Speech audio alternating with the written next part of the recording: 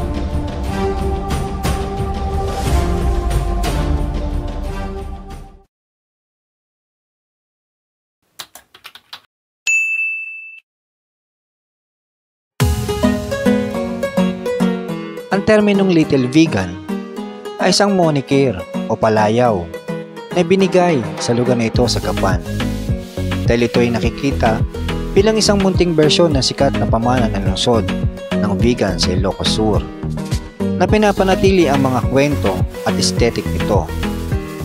Ang lugar na ito ay nagtatampok ng mga ancestral house at istruktura na nagpapakita ng mga tradisyonal na elemento ng arkitekturang Pilipino na karaniwan sa panahon ng kolonyal na Espanyol, tulad ng mga kapis window, matataas na kisame at maluluwag na disenyo.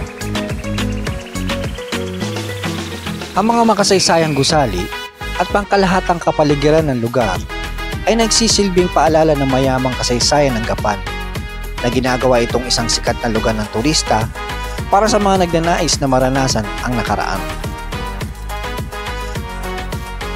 Binibigyan din ng palayaw ang estilo ng kapaligiran ng arkitektura na gumuguhit ng mga pagkakatulad sa pagitan ng napanatili ng makasaysayang distrito ng Gapan at ang sikat na kolonyal na bayan ng Bigan ng Espanya na mismong isang UNESCO World Heritage Site. Ang lugar na ito ay umaakit sa mga mahilig sa kasaysayan at mga turista na naghahanap ng mga kakaibang karanasan na ginagawa itong isang mahalagang kultural at makasaysayang lugar sa lalawigan ng Nueva Ecija.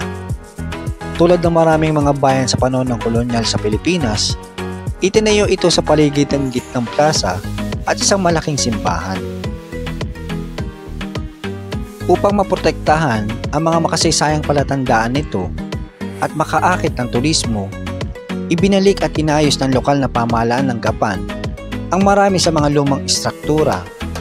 Kabilang dito ang pagpapanumbalik ng mga heritage house at paglalagay ng mga antigong street light sa mga babato na kalye na ginagaya ang kolonyal na kapaligiran ng Bigan. Matagumpay na ginawa ng pagpapanumbalik ang lumang distrito bilang isang lugar ng turista. Ang lugar ay nagsisilbing landmark ng komunidad kung saan ang mga lokal at bisita ay maaaring pahalagaan ang kasaysayan at kultural na pamana ng lungsod. Ang pagpapanatili sa nakaraan ay nakakatulong sa mga susunod na henerasyon na pahalagaan ang kagandahan ng pamanang lugar.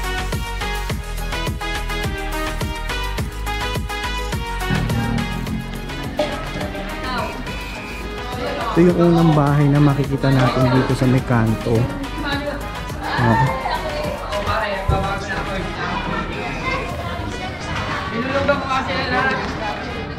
siya. Medyo marami din naglilibot. Ito.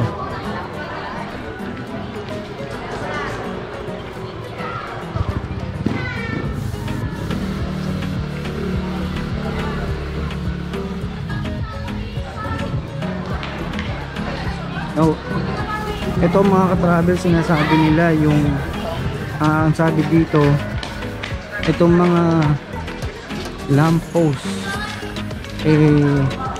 galing pa ng ibang bansa, particular sa Italy.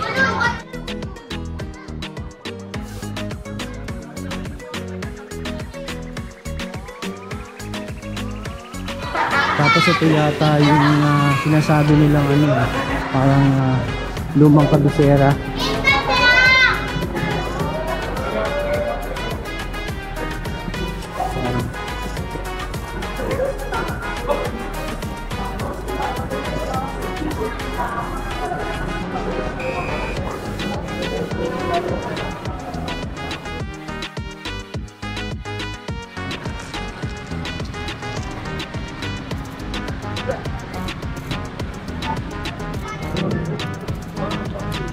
Tapos ito yung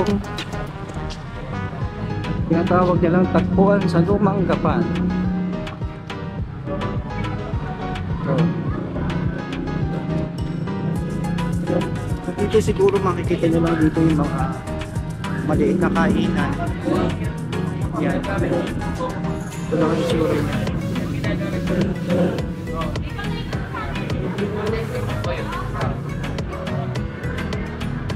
Siguro pagka gabi, no?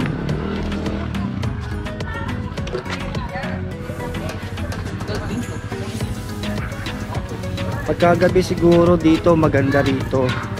Masarap dito tumambay. Kasi bukod sa merong imikan, no? Pwede mo pang mabisita o masilip yung mga lumang bahay na karamihan dito na preserve nila. So parang ginawa yata ito sa koordinasyon ng local government ng Gapan tsaka yung mga taga rito. So yun, kung makikita mo yung kalsada, ginawa nila yan ganyan para bang nagbabalik ka sa unang panahon.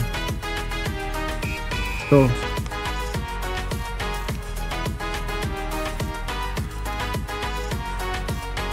ayan.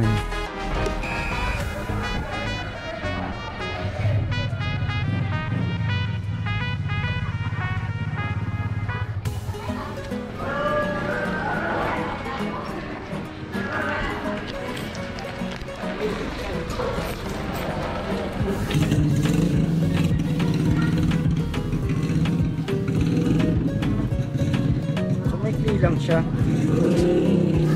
Parang isang kanto lang ang pagitan.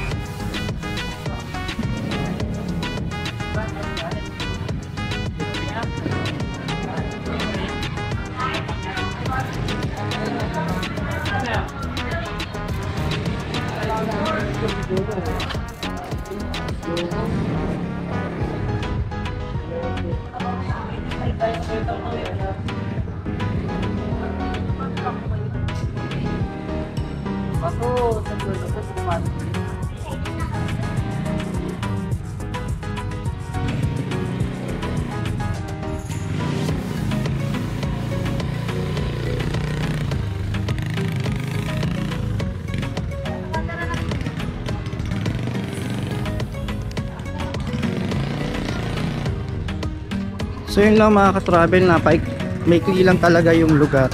Parang yung kalsada niya pa letter T ang shape. Although marami ding mapupuntahan dito, no? So sana nag-enjoy kayo sa maikli nating kwento mga ka-travel. Sana may nakuha din kayong kaunting kaalaman sa episode natin ngayon. So hanggang dito na lamang tayo mga ka-travel. Hanggang sa muli.